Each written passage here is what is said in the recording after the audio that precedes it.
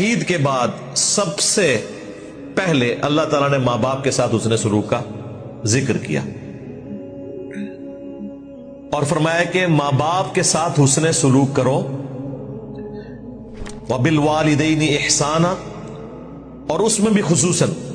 اِمَّا يَبْلُغَنَّ عِنْدَكَ الْكِبَرَ، اگر یہ تمہارے سامنے بڑھاپے کی حالت کو پہنچ جائیں، احدہما او کلاہما، وہ دونوں یعنی ماں اور باپ دونوں یا ان میں سے کوئی ایک، فلا تقل لہما اف، تو انہیں اف بھی نہ کہنا۔ یہ محاورتاً بات ہے، عربی زبان میں سب سے ہلکی بات یہی تھی، اف۔ جس طرح ہم پنجابی میں غصے کے اظہار کے لیے کہتے ہیں یہ عربی میں اف ہے، یہ بھی کہنے کی اجازت نہیں ہے۔